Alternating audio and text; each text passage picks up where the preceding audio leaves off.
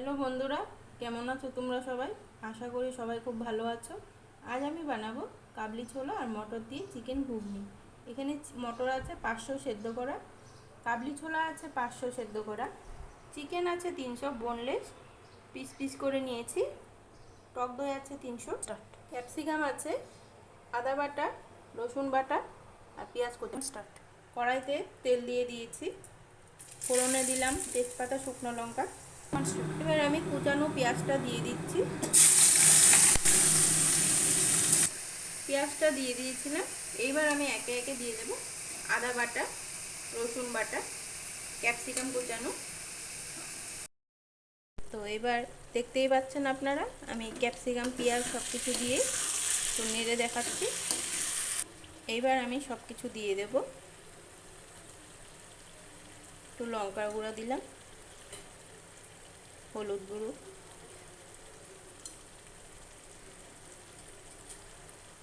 জিরে গুঁড়ো, একটু নুন দিয়েছি। দেখতেই পাচ্ছি এখন তেল ছেড়ে এসছে। এবার আমি এতে মাংসটা অ্যাড করে দিচ্ছি।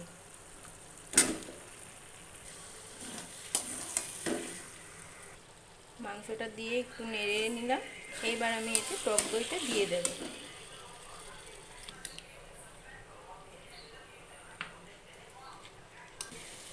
এখন আমি এতে কাবলি ছোলাটা দিয়ে দিচ্ছি। দেখতেই পাচ্ছেন আপনারা সবাই, কাবলি ছোলাটা দিয়ে নেড়ে নিলাম। এবার আমি এতে মটরটা দিয়ে দেব।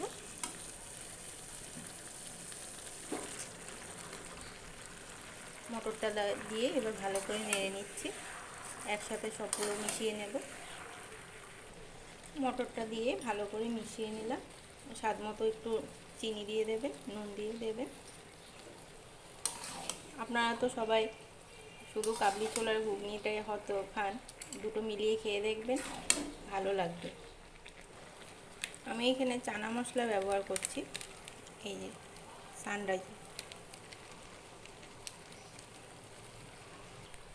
চানা মশলাটা অপশনাল, আপনারা চাইলে দিতেও পারেন, নাও দিতে পারেন। আমরা ঘরে যখন খাই তখন চানা মশলাটা খুব একটা ব্যবহার হয় না, তবে এটা অনুষ্ঠান বাড়ির জন্য রান্না তো, তাই চানা মশলাটা ব্যবহার করলাম। ভালো করে কষানো হয়ে গেছে, এবার আমি এতে জল ঢেলে দিচ্ছি।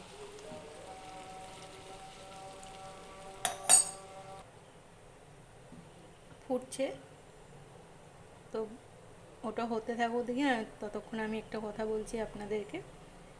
শুধু তো ঘুগনি মানে মটরের ঘুগনি আপনারা খেয়েই দেখেছেন, তো এখন দুটো একসাথে মিলিয়ে খেয়ে দেখবেন, দেখে আমাকে কমেন্ট বক্সে জানাবেন কীরকম লাগলো। দেখতেই পাচ্ছেন আপনারা, এটা হয়ে এসছে প্রায়। নামানোর আগে একটুখানি গরম মশলা ছড়িয়ে দিলাম। তো দেখছেন আপনারা যে ঘুগনিটা রেডি হয়ে গেছে, খেতেও খুব ভালো লাগবে। তো আপনারাও বাড়িতে ট্রাই করুন, খেয়ে আমাকে কমেন্ট বক্সে জানাবেন কীরকম লাগলো। ভালো লাগলে কমেন্ট, লাইক, শেয়ার করুন।